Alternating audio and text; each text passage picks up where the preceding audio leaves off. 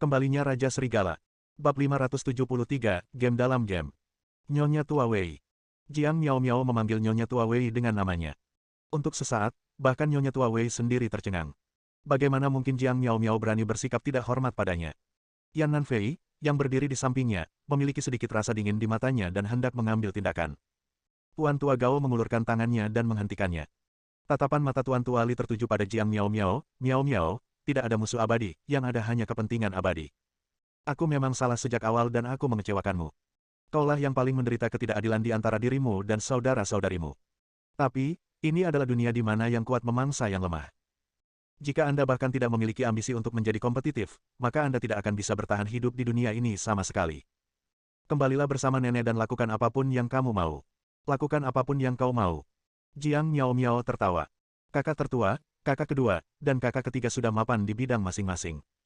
Sekarang mereka mengincarmu demi kepentingan mereka sendiri. Dan kau sama sekali bukan tandingan mereka, jadi kau menemuiku dan ingin aku kembali dan menjadi umpan meriammu untuk menarik perhatian mereka, sehingga kau punya kesempatan untuk mengatur napas dan menaklukkan mereka bertiga sekaligus. Apakah menurutmu aku benar? Jiang Miao Miao menghadap Nyonya Tua Wei. Tuan Wei tetap diam.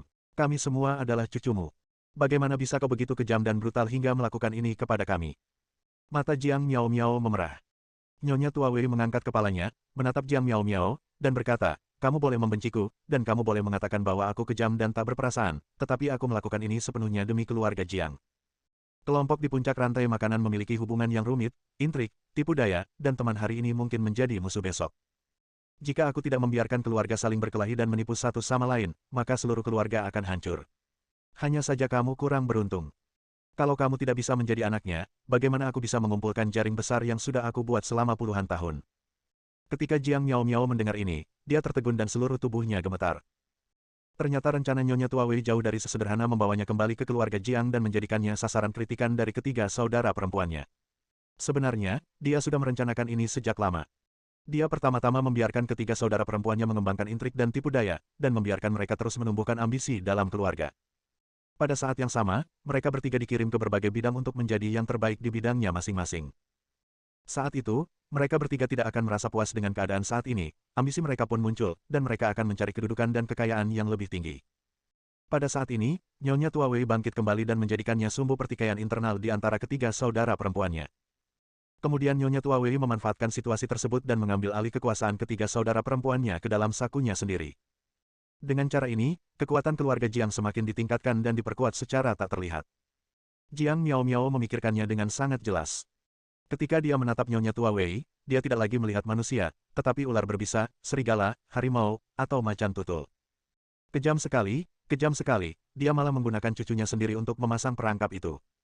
Melihat Nyonya Tua Wei, Jiang Miao Miao benar-benar merasa takut. Chen Fan yang berada di sebelahnya juga merasa kagum dan sangat terkejut dengan metode Tuan Gao. Kejam banget. Demi keluarga, dia nggak peduli sama sanak saudaranya. Ini namanya hidup di puncak rantai makanan. Nyonya Tua Wei memegang tangan Jiang Miao Miao dan berkata, kurasa kau harus tahu mengapa aku melakukan ini, kan? Meskipun kamu memiliki darah keluarga Jiang, jika suatu hari keluarga Jiang tidak ada lagi, kamu akan menjadi apa? Keluarga Jiang yang telah ada selama 10.000 tahun telah menjadikanmu seperti sekarang ini. Mengapa kamu tidak bisa memberikan kontribusi kecil kepada keluarga Jiang? Ledakan. Pada saat ini, hati Jiang Miao Miao hancur. Dia tidak pernah menduga akan terjadi permainan di dalam permainan yang begitu mengerikan. Kau tidak perlu takut padaku.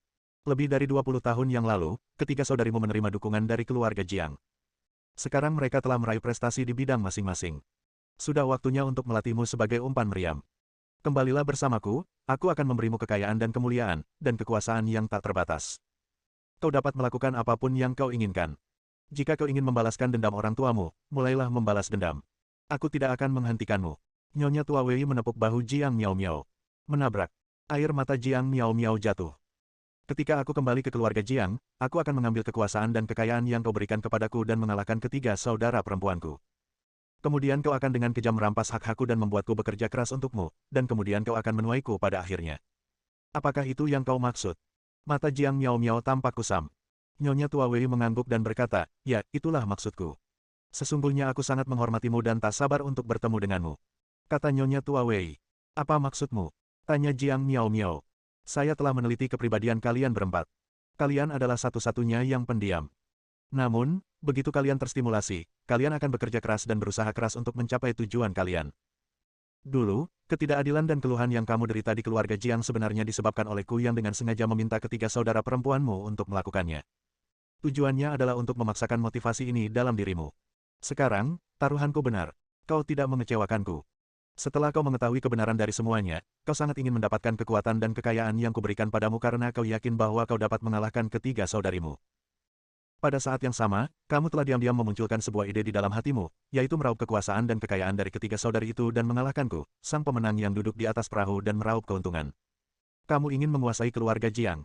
Bab 574 Yan Nanfei mengambil tindakan. Jiang Miao Miao mengangkat kepalanya, menghadap Nyonya Tua Wei, dan menjawab dengan tegas, "Ya, saya pikir begitu. Jika kamu berani berbagi nama merek denganku, mengapa aku tidak boleh berbagi nama merek denganmu? Ya, aku setuju untuk kembali bersamamu, tetapi aku juga ingin kau bersiap. Begitu aku mendapatkan kekayaan dan kekuasaan keluarga Jiang, aku pasti akan menekan mereka bertiga. Pada saat yang sama, kau juga harus berhati-hati. Aku akan mengambil alih kekuasaan keluarga Jiang sedikit demi sedikit." Jiang Miao Miao menatap Nyonya Tua Wei dengan tatapan tegas di matanya. Saat ini, Jiang Miao Miao tampak seperti orang yang berbeda, menjadi lebih berani dan cerdik. Chen Fan mengangguk puas. Jika seseorang dipaksa ke dalam situasi putus asa, darah yang keluar dari tubuhnya akan sangat mengerikan. Jiang Miao Miao, si naga tidur, pasti akan membuat semua orang takut begitu dia bangun. Tentu saja, bukan hanya Chen Fan yang senang, tetapi juga Nyonya Tua Wei. Dia sangat senang untuk Jiang Miao Miao karena sejak saat itu Jiang Miao Miao akhirnya memulai jalan yang diinginkannya, dan semuanya berjalan sesuai rencananya. Dia menarik napas dalam-dalam dan mendesah, "Miao Miao, kamu tidak dapat menebak bahwa semua rencana nenek telah diatur untukmu pada akhirnya. Kamu adalah babak terakhir dari babak ini. Namamu Miao Miao, bukan berarti aku tidak adil atau acuh padamu. Sebaliknya, aku berharap kamu bisa menjadi seperti setitik debu kecil, terus memperbaiki diri di lingkungan yang tidak ada yang memperhatikan, dan akhirnya menjadi bintang yang cemerlang. Tidak, itu seharusnya langit berbintang yang luas. Tentu saja, tekanan yang Anda hadapi saat ini tidaklah cukup." Nyonya Tua Wei melangkah maju dan berkata, "Idemu bagus, tetapi apakah menurutmu itu bisa direalisasikan? Aku punya kekuatan untuk mengendalikan ketiga saudaramu, jadi mungkinkah aku tidak bisa mengendalikanmu? Singkirkan kesombongan dan kebodohanmu. Kau tidak akan pernah bisa mengalahkanku. Satu-satunya penerima manfaat dari usaha dan kerja kerasmu adalah aku. Benarkah?" Jiang Miao Miao tersenyum dingin dan berkata, "Mereka adalah mereka, dan aku adalah aku. Kamu bisa mengendalikan mereka, tetapi kamu tidak bisa mengendalikan aku. Suatu hari, aku akan menggulingkanmu. Hari ini tidak akan lama lagi, ia akan segera tiba." Kepercayaan diri yang buta. Nyonya Tua Wei tersenyum dingin, "Kamu tidak punya apa-apa, semuanya diberikan kepadamu olehku, bagaimana kamu bisa mengalahkanku? Anda bisa memberinya kekayaan, Anda bisa memberinya modal, tetapi Anda tidak bisa memberinya teman." Pada saat ini, Chen Fan berjalan perlahan. Dia tidak peduli dengan intrik keluarga Jiang, tetapi Jiang Miao Miao adalah temannya, jadi dia memilih untuk berdiri di pihak Jiang Miao Miao tanpa syarat. "Ini adalah teman. Saat kamu kaya dan berkuasa, aku akan berbicara denganmu tentang segalanya. Saat kamu jatuh dari kasih karunia, aku akan berjalan bersamamu dalam kegelapan." "Terima kasih, Kakak Fan." Jiang Miao Miao merasa hangat di dalam hatinya. Memiliki teman seperti Chen Fan, dia tidak akan banyak mengeluh bahkan jika Chen Fan meninggal di keluarga Jiang. Namun, dia tidak akan mati, dia masih memiliki teman dan orang-orang yang peduli padanya. Dia akan membunuh ketiga saudara perempuannya, memaksa Nyonya Tua Wei untuk turun tahta, dan mengambil alih kendali keluarga Jiang. Chen Fan mengangguk dan berkata, "Jika kamu ingin melakukan sesuatu, lakukan saja. Kamu tidak perlu malu. Kamu punya teman di belakangmu untuk mendukungmu." Jiang Miao Miao mengangguk penuh semangat. Di sisi lain, Nyonya Tua Wei melirik ke atas dan ke bawah ke arah Chen Fan dengan ekspresi jijik di wajahnya. "Teman?" tanya Nyonya Tua Wei. "Ya, kami berteman." Chen Fan mengangguk sebagai jawaban. "Pacar atau kekasih?" tanya Nyonya Tua Wei lagi. "Teman sejati," jawab Chen Fan. "Kau mencari kematianmu sendiri." Nyonya Tua Wei tiba-tiba membeku, dan tatapan matanya yang seperti es jatuh ke arah Chen Fan.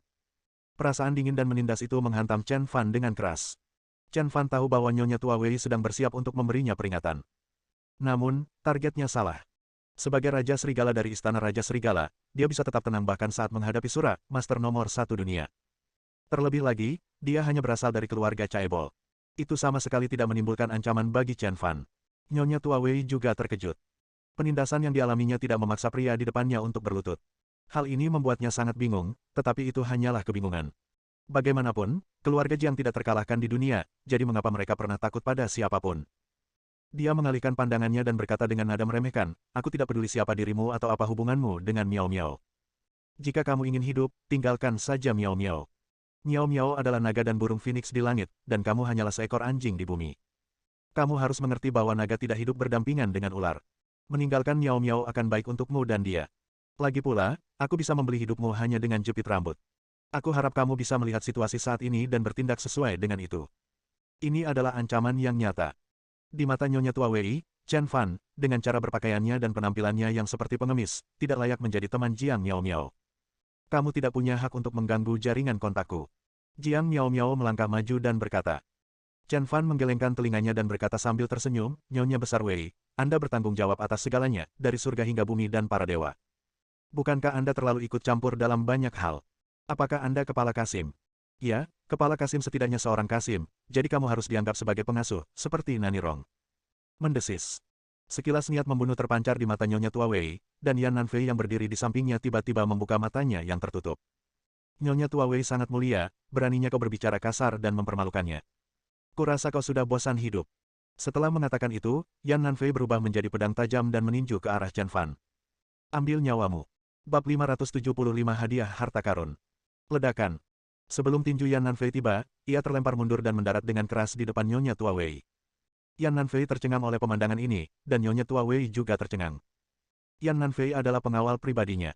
Di antara 4 keluarga caibol besar, kekuatannya benar-benar unik. Namun, saat Yan Nanfei dan Chen Fan saling berhadapan, dia dikalahkan dalam satu pukulan. Yan Nanfei sangat terkejut. Setelah serangan sebelumnya, dia melihat kilatan putih di depan matanya, dan kekuatan seperti meteorit datang dan meledakkannya. Nyonya Tua Wei berbalik dan menatap tajam ke arah Yan Nanfei. Ini adalah penghinaan yang nyata.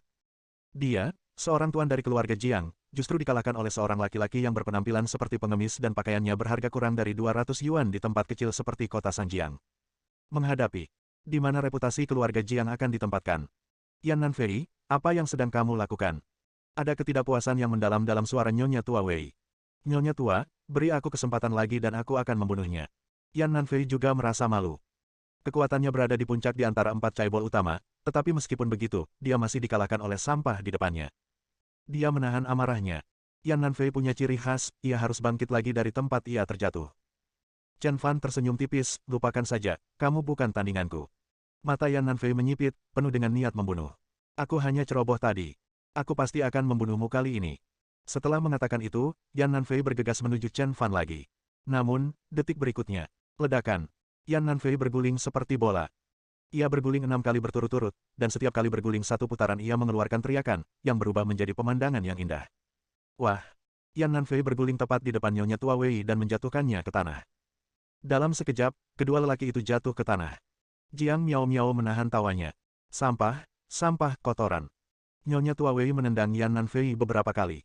Keluarganya menghabiskan ratusan juta dolar setiap tahun untuk mendukungnya, tetapi dia bahkan tidak dapat mengalahkan Chen Fan kecil. Ini memalukan, sangat memalukan. Wajah Nyonya Tua Wei berubah semerah hati. Dia menatap Chen Fan dengan saksama, kebenciannya padanya tak berujung. Yan Nanfei bangkit dan bersiap untuk bertarung lagi. Wah, aku tidak menghindar tadi, jadi kamu memanfaatkanku. Kali ini aku akan membuatmu menyesal. Diam. Nyonya Tua Wei menatap Yan Nanfei dengan dingin, diam di sana, bukankah itu sudah cukup memalukan? Yan Nanfei tampak ragu-ragu untuk berbicara, seperti anak kecil yang baru saja melakukan kejahatan. Nyonya Tua Wei melangkah maju, menatap Chen Fan, dan berkata, anak muda, harus kuakui kau memang punya kekuatan. Tapi menurutmu seberapa besar kekuatan kecil ini bisa digunakan? Di hadapan keluarga besar, kekuatanmu tidak cukup, apalagi keluarga besar seperti keluarga Jiang. Yan Nanfei hanya berada di level menengah di antara para guru keluarga Jiang. Setidaknya ada ratusan guru di keluarga Jiang yang lebih kuat dari Yan Nanfei. Menurutmu apa yang akan terjadi jika kau menyinggungku? Chen Fan tersenyum pada Tuan Gao dan berkata, siapa bilang aku sudah berusaha sekuat tenaga? Aku baru saja menggunakan 10% kekuatanku untuk mengalahkan Yan Nanfei, yang berada di level menengah keluarga Jiangmu. Jika aku mengerahkan seluruh kekuatanku, bukankah aku akan mampu mengalahkan lebih dari 100 master di keluargamu hingga babak belur? Ada bola kemarahan di wajah Nyonya Tua Wei yang hendak meledak. Lagi pula, kamu punya 100 lebih guru seperti itu, tapi aku juga punya puluhan ribu guru seperti itu. Aku akan menghadapimu. Aku masih punya pasukan. Apa kau takut? Saat ini, wajah Nyonya Tua Wei berubah masam. Chen Fan jelas-jelas mempermalukannya, tetapi sekarang setelah Yan Nanfei dikalahkan, tidak ada seorang pun di sini yang bisa menekan Chen Fan. Dia memiliki pandangan yang jelas tentang situasi saat ini. Chen Fan berjalan mendekati Jiang Miao Miao, menepuk bahunya, lalu berkata kepada Nyonya Tua Wei, Jiang Miao Miao adalah temanku. Jika dia pergi ke keluarga Jiang dan disakiti, aku akan segera mendatangi keluarga Jiang. Lalu, pasukan puluhan ribu akan datang untuk menghancurkan keluarga Jiangmu. Kamu bisa menguji apa yang aku katakan, tapi saat aku di gerbang, aku tidak suka mendengarmu menangis memohon belas kasihan. Ledakan. Sikap Chen Fan yang mengesankan membuat Nyonya Tua Wei mundur 3 langkah. Nyonya Tua Wei sangat terkejut di dalam hatinya bahwa seorang pengemis bisa memiliki kekuatan pencegah seperti itu. Selain itu, setiap kata yang diucapkannya bagaikan lonceng besar, terngiang-ngiang di dalam hatinya. Meskipun kata-kata itu telah jatuh, bunyinya masih terus berlanjut. Dia menyipitkan matanya dan menatap pria di depannya. Siapa dia? Untuk sesaat, pencegahan yang diberikan Chen Fan membuatnya tidak berani mengambil risiko lagi.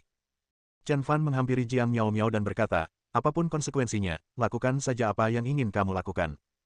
Saudara Fan, terima kasih. Jiang Miao Miao sangat tersentuh.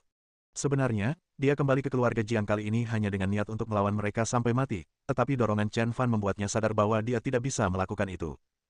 Ia tidak sendirian, ada banyak orang yang menemaninya, diam-diam memperhatikannya di belakangnya. Chen Fan mengeluarkan sebuah cincin dari sakunya, menyerahkannya kepada Jiang Miao Miao, dan berkata, saat kamu putus asa, keluarkan cincin ini dan seseorang akan datang membantumu. Jiang Miao Miao menatap cincin kepala serigala di depannya. Warnanya putih keperakan, dan sepasang mata serigala yang cemerlang itu menyilaukan. Jika seseorang menatapnya dalam waktu lama, itu sebenarnya akan memberi orang motivasi untuk maju. Yang tidak diduga Jiang Miao Miao adalah ketika dia putus asa dan diambang kematian, dia mengeluarkan cincin itu, dan tiba-tiba seseorang menyelamatkan hidupnya dan membantunya mengendalikan keluarga Jiang. Cincin inilah yang memberinya harapan dan kesempatan tanpa batas. Bab 576 Penindasan Fu Xiao. 3 hari kemudian. Sudah 3 hari sejak Jiang Miao Miao pergi bersama Nyonya Tua Wei. Qianda Jiang, Lu Zongzheng, Li Ruixue dan lainnya juga sibuk dengan pekerjaan mereka di China Construction. Meskipun kedatangan tangan hantu membawa bencana besar bagi mereka, mereka bertiga cukup kuat untuk bertarung, sehingga mereka segera melanjutkan produksi. Semuanya berkembang pesat dan bergerak ke arah terbaik. Hanya ada satu orang, yang duduk di sofa dengan pandangan kosong, menopang kepalanya dengan tangannya. Lampu-lampu di dalam villa yang luas dan berdekorasi mewah itu padam saat itu, dan tirai yang menutupi langit ditutup rapat-rapat, seolah takut ada sinar cahaya yang masuk. Di tanah, meja-meja dan kursi-kursi diletakkan miring, seolah-olah ditarik dengan paksa. Di tanah, berbagai macam minuman beralkohol tersebar di sana-sini, termasuk anggur putih, bir, anggur merah, dan lain-lain. Ding-aling. Pada saat ini, serangkaian ring telepon seluler yang cepat menghancurkan lingkungan yang menyedihkan dan mencekam ini. Cahaya dari layar ponsel akhirnya memberikan kesempatan pada emas di sekitarnya untuk bernapas. Lelaki itu dengan tangan di atas kepalanya mengangkat telepon dengan malas dan berkata dengan lemah, halo. Di ujung telepon yang lain. Ayah, ayah di mana ayah? Guo-Guo sangat takut, Guo-Guo sangat takut. Mereka memasukkan Guo-Guo ke dalam kandang dan melemparkannya ke rumah anjing. Ayah. Anjing itu menggigit Guo-Guo, anjing itu menggigit Guo-Guo. Segera setelah itu, terdengar suara gonggongan anjing yang sangat keras. Lelaki yang amat kurus kering itu tiba-tiba menegakkan punggungnya, sorot matanya penuh amarah dan seakan-akan menyemburkan kembang api. Fu Xiao, kau bukan manusia sialan. Pria kurus kering itu adalah Duan Kun. Setelah kembali dari Villa Fu Xiao, dia mengunci diri di dalam rumah dan membius dirinya sendiri dengan alkohol sepanjang hari hingga tertidur. Fu Xiao memberinya sebungkus obat dan memintanya untuk memberi obat pada Chen Fan. Namun Chen Fan adalah dermawannya, dan kebaikannya kepadanya sebesar gunung, jadi dia tidak bisa pergi begitu saja. Oleh karena itu, ia memilih untuk membius dirinya sendiri dengan alkohol sepanjang hari, menjaga dirinya dalam keadaan koma setiap saat, agar ia tidak terlalu terikat dan merasakan sakit. Namun, dia tidak pernah menyangka bahwa Fu Xiao yang sudah dianggap sebagai kakak laki-lakinya, tiba-tiba akan menyerang istri dan putrinya. Anjing itu masih menggonggong, dan tangisan putrinya terus berlanjut. Teriakan itu membuat Duan Kun gemetar. Matanya merah dan air mata jatuh sedikit demi sedikit. Fu Xiao, aku menganggapmu sebagai kakak laki-lakiku, tetapi kamu memperlakukan istri dan anak perempuanku seperti ini. Aku membencimu, aku sangat tidak senang. Duan Kun mengangkat kepalanya dan meraung seperti singa gila. Pada saat ini, telepon juga dialihkan ke mode video. Di awal gambar, Fu Xiao sedang duduk di sofa, menyilangkan kaki dan menghisap cerutu. Duan Kun, aku memberimu waktu 3 hari, tetapi kamu pulang dan mulai minum. Apakah kamu pikir kamu bisa melarikan diri dari kenyataan seperti ini? Wah! Fu Xiao bertepuk tangan, dan kemudian dalam gambar, istri Fu Xiao digantung terbalik dengan tali. Dan di bawahnya, ada ratusan ular berbisa berwarna-warni. Lepaskan! Perintah Fu Xiao. Dan tali yang menggantung istri Fu Xiao terus terjatuh. Di atas tali, istri Fu Xiao menjerit menyayat hati. Tidak. Duan Kun, selamatkan aku sangat takut. Duan Kun, selamatkan aku. Ular-ular berbisa yang berdesakan rapat di bawah mengangkat kepala mereka dan menjulurkan lidah mereka. Wanita yang terikat tali itu sangat ketakutan hingga wajahnya membiru dan dia terus bergerak-gerak. Fu Xiao. Duan Kun mengeluarkan raungan yang menyayat hati. Biarkan mereka pergi, Fu Xiao, biarkan mereka pergi. Biarkan mereka pergi. Wajah tua Fu Xiao muncul di layar ponsel. Duan Kun, kesabaranku terbatas. Aku sudah memberimu waktu 3 hari, tetapi kamu tidak menghargainya. Sekarang istri dan putrimu diperlakukan seperti ini. Ini semua salahmu. Anda tidak memenuhi syarat untuk bernegosiasi dengan saya. Orang-orang selalu harus membayar harga atas tindakan mereka. Hari ini, salah satu istri dan putri Anda ditakdirkan untuk mati. Ledakan. Di ujung telepon lainnya, Duan Kun merasa seperti tersambar petir. Dia tertegun. Fu Xiao kejam dan tak berperasaan, dan dia tentu tahu bahwa orang gila ini mampu melakukan apa saja. Dia benar-benar akan membunuh istri dan putrinya. Aku berjanji padamu, aku berjanji padamu. Duan Kun akhirnya mengambil keputusan. Janji apa? Tanya Fu Xiao sambil tersenyum masam di ujung telepon. Aku berjanji padamu bahwa aku akan membunuh Chen Fan, dan aku akan membunuh Chen Fan hari ini. Kata Duan Kun. Bagus sekali, kalau saja kamu melakukan ini lebih awal, istrimu dan anakmu tidak akan disiksa seperti ini. Bukankah kau benar, saudaraku Duan Kun? Fu Xiao menunjukkan senyum jahat. Di sana, Duan Kun berkata tanpa ekspresi, lepaskan istri dan anak perempuanku, dan aku akan membunuh Chen Fan sekarang juga. Lepaskan mereka. Pada saat ini, Fu Xiao mengembalikan layar ke istri dan putri Duan Kun. Tali yang mengikat istri Duan Kun perlahan ditarik ke atas. Di sisi lain, Guo di rumah anjing juga ditarik dan dilepaskan dari kandang besi besar. Ibu dan anak itu pun berpelukan erat. Duan Kun kemudian bersandar di sofa dan perlahan menghela napas lega. Sementara itu, suara Fu Xiao terdengar lagi, Duan Kun, ini kesempatan terakhirmu. Aku akan mengirim seseorang untuk mengikutimu. Jika kau mengacau, kau akan membayar harga yang mahal. Saya khawatir tidak seorang pun akan pernah melihat istri dan putri Anda. Sekarang, buka pintunya. Orang yang aku tugaskan untuk mengawasimu sudah ada di depan pintu. Duan Kun perlahan berdiri, membuka pintu, dan seorang pria berjas masuk. Ketika Duan Kun melihat pria ini, dia tercengang. Dia sebenarnya. Dia tahu bahwa dia harus membunuh Chen Fan hari ini, kalau tidak Fu Xiao akan benar-benar membunuh istri dan putrinya.